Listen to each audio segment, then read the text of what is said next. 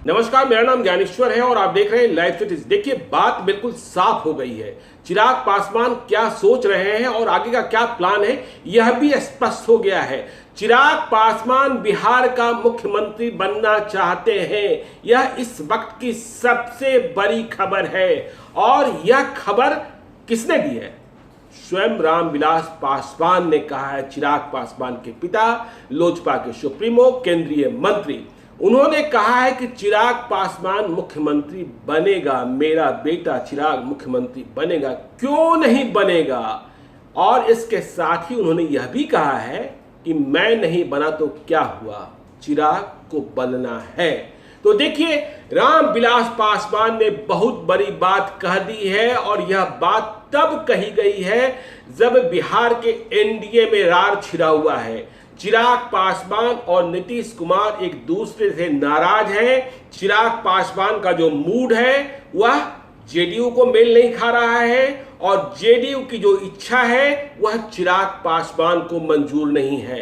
तो रामविलास पासवान ने यह बात कही किससे कि चिराग पासवान बिहार के मुख्यमंत्री बनेंगे, और बिहार में वो वैकेंसी आ कहां से गई, इसे भी ठीक से समझिए। देखिए, रामविलास पासवान ने यह बात कही है देश के बड़े पत्रकार राजदीप सरदेसाई से। राजदीप सरदेसाई का नाम आपने सुन रखा होगा। राजदीप सरदेसाई एक नया कार्यक्रम लेकर आ रहे हैं। पुराना ही कार्यक्रम है, उसका नया वर्जन है इंडिया टुडे इंडिया टुमारो।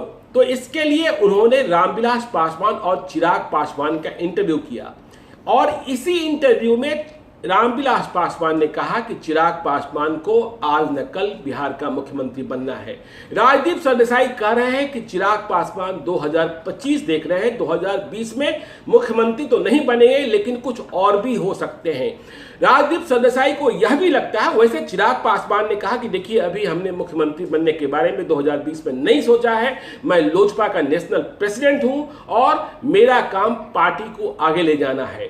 लेकिन राजदीप सरदेसाई ये समझ रहे हैं कि बिहार में जो नेतृत्व की रिक्तता, मतलब विकल्पहीनता, राजदीप सरदेसाई कह रहे हैं कि देखिए, अब बिहार में वो जमाना चला जाने वाला है जिसमें रामविलास पासवान, लालू यादव और नीतीश कुमार का युग था। नीतीश कुमार अब भी हैं, 2020 के लिए भी लड़ रहे हैं। बीजेपी ने ऐलान कर रखा है कि 2020 के बिहार विधानसभा चुनाव में नीतीश कुमार ही लीडर होंगे। लेकिन राजदीप सरदेसाई कहते हैं कि देखिए, 2020 के बाद वैकेंसी तो आनी है। रामविलास पासवान अब चुनाव नहीं लड़ते हैं, राज्यसभा से पहुंचे। लालू यादव की स्थिति आपको पता है। तो बिहार में नई पौध, राजनीति की नई पौध। तो चिराग पासवान को यह लगने लगा है। देखिए, एक दूसरे पत्रकार हैं नरेंद्र नाथ मिश्रा, दिल्ली में बड़े पत्रकार हैं, प्रधानमंत्री नरेंद्र मोदी भी फॉलो करते हैं, बिहार के ही रहने वाले हैं। तो इन्हें लग रहा है कि बिहार में चिराग पासवान को इस बात की संभावनाएं दिख गई है कि ये ऐसा वक्त है जहां से टेक ऑफ कर सकते हैं। जो नए संस्करण आने हैं, नई पौध आनी है, जिन्हें आगे चलकर बिहार को लीड करना है, उस रेस से चिराग पासवान अपने को पीछे नहीं छोड़ना चाहते हैं। और आज जो बातें हो रही हैं वह बातें महज 2020 की नहीं है। राजदीप सरदेसाई को यह भी लग रहा है कि चिराग पासवान के बहाने, मैंने फिर से कहा, राजदीप सरदेसाई देश के बड़े पत्रकार हैं, उन्हें लग रहा है कि चिराग पासवान के बहाने भाजपा जो है प्रेशर गेम, जिसे बार्गेनिंग चीप भी कहते हैं, जेडीयू के साथ खेल रही है। जेडीयू के पास ही, नीतीश कुमार के पास ही 2020 के चुनाव के बाद सत्ता की स्टीयरिंग न रहे, इसकी तैयारी कर रही है। अब तक बिहार में जितने भी चुनाव हुए, लालू राबड़ी के शासनकाल के बाद स्टीयरिंग नीतीश कुमार ने अपने पास रखी, चाहे वो भाजपा के साथ लड़े या फिर बाद में लालू यादव के साथ लड़े। तो भाजपा चाहती है कि अब ऐसी सूरत न हो, सत्ता का संतुलन बैठाया जाए। राजदीप सरदेसाई कह रहे हैं कि महाराष्ट्र में जो कुछ हुआ, इसका एहसास बीजेपी को है, इसलिए चिराग पासवान को सामने लाकर रखा गया है। महाराष्ट्र में क्या हुआ? भाजपा और शिवसेना दोनों मिलकर साथ लड़े थे, लेकिन बाद में तकरार ऐसा हुआ कि भाजपा का मुख्यमंत्री नहीं बना उद्धव ठाकरे मुख्यमंत्री बन गए। और साथ किसने दिया? एनसीपी ने, कांग्रेस ने, जो खिलाफ में चुनाव लड़ रहे थे। तो भाजपा ऐसी सूरत नहीं चाहती है, इसलिए राजदीप सरदेसाई मान रहे हैं चिराग पासवान और रामविलास पासवान से बातचीत के बाद कि चिराग पासवान को भाजपा ने आगे कर रखा है। चिराग पासवान की बातों से भी समझिए, जैसा समझाने की कोशिश हो रही है कि चिराग पासवान ने कभी अमित शाह के खिलाफ नहीं बोला, कभी बीजेपी के खिलाफ नहीं बोला, कभी नरेंद्र मोदी के खिलाफ नहीं बोला। उन्होंने सवाल जदयू पर उठाए। उन्होंने बिहार में बीजेपी में ओल्ड बीजेपी, जिसे सुशील मोदी की बीजेपी कही जाती है, जो अभी आपने देखा पंगा भी हुआ, जिस बात को लेकर तकलीफ भी है चिराग पासवान को, रामविलास पासवान के जन्मदिन का वाकया है जब नीतीश कुमार ने ट्वीट करने में भी, शुभकामनाओं का ट्वीट करने में भी बहुत देरी कर दी और सुशील मोदी ने भी तब तक ट्वीट नहीं किया जब तक नीतीश कुमार ने नहीं कर दिया। तो ये बात राजदीप सरदेसाई समझा रहे हैं कि बिहार, और नरेंद्र मिश्रा भी समझा रहे हैं, नरेंद्र नाथ मिश्रा, कि बिहार में ओल्ड बीजेपी से चिराग पासवान को खुन्नस है।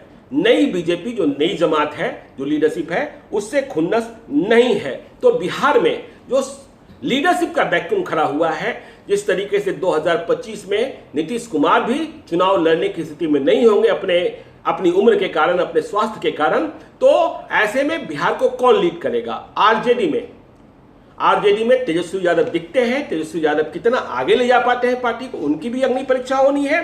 तो ये सूरत बनती हुई दिखाई पड़ रही है। वैसे भी कहा जाता है, देखिए डेमोक्रेसी में, मतलब लोकतंत्र में, यह कहा जाता है कि कभी भी ट्रीना फैक्टर, TINA, नहीं काम करता है। मतलब देयर इज नो अल्टरनेटिव कभी नहीं होता है। आप याद कीजिए, देयर इज नो अल्टरनेटिव मतलब ऐसा नहीं कि कोई विकल्प है ही नहीं। याद कीजिए, जब नेहरू गुजरे तो कहा जा रहा था कि नेहरू के बाद कौन, जब इंदिरा जी थी तो कहा जाता था कि इंदिरा के बाद कौन, लेकिन सब कुछ हुआ और देश चलता रहा, देश आगे बढ़ता रहा। तो बिहार में सत्ता 2025 का भी घमासान आगे शुरू हो चुका है। और आज भी देखिए, चिराग पासवान ने जो ट्वीट किया है, उस ट्वीट में बिहार में कोरोना को लेकर जो भयावह स्थिति है उससे निपटने के लिए जो केंद्रीय टीम भेजी जा रही है बिहार में, उसके लिए प्रधानमंत्री को बधाई दी है और कहा है कि केंद्र को यह कदम उठाना ही था। तो चिराग पासवान पूरी मुस्तैदी के साथ बीजेपी के साथ खड़े दिखते हैं और राजदीप सरदेसाई मान रहे हैं कि चिराग पासवान का इस्तेमाल नीतीश कुमार को बिहार में कमजोर करने के लिए या सत्ता का संतुलन बैठाए रखने के लिए या स्टीयरिंग को कभी भी किसी साइड ले जाने के लिए, जैसा हम भी पहले से कहते रहे थे कि देखिए चिराग पासवान के बारे में बीजेपी की समझ यह है कि चिराग पासवान को इतनी सीटें दी जाए कि वे कम से कम 25 सीटें, 20 से 25 सीटें चुनाव जीतकर आए। लेकिन नीतीश कुमार चाहते हैं कि किसी भी सूरत में चिराग पासवान की जीती हुई सीटें 5 से 10 के बीच ही होनी चाहिए, इससे अधिक वे नहीं बढ़े। यदि वे बढ़ जाएंगे तो बाद में यदि एनडीए को बहुमत भी मिलेगा तो चिराग पासवान का महत्व अधिक होगा और भाजपा खेल कर सकती है। नरेंद्र मिश्रा जो दिल्ली के पत्रकार हैं, वे कह रहे हैं कि देखिए आज की तारीख में जो हालात हैं, बहुत लोग कहते हैं कि यदि नीतीश कुमार नाराज हो गए और उतने नाराज हो गए जितने उपेंद्र कुशवाहा के साथ हुए थे, तो चिराग पासवान की स्थिति भी उपेंद्र कुशवाहा की तरह कर दी जाएगी। लेकिन नरेंद्र नाथ मिश्रा कह रहे हैं कि ऐसी बात नहीं है। आज की तारीख में चिराग पासवान को उपेंद्र कुशवाहा बना देना आसान नहीं है। वैसे भी आपको पता है कि रामविलास पासवान को देश का मौसम वैज्ञानिक माना जाता है, ये राजनीतिज्ञ मानते हैं। और रामविलास पासवान के बारे में कहा जाता है कि जिधर सत्ता जा रही होती है, रामविलास पासवान उसका अनुमान पहले ही कर लेते हैं और उधर ही चले जाते हैं। चिराग पासवान चूंकि रामविलास पासवान के बेटे हैं, तो वे भी अब छोटे मौसम वैज्ञानिक हुए, लेकिन पहली परीक्षा उनकी है और इस परीक्षा में वे पास होते हैं कि नहीं होते हैं।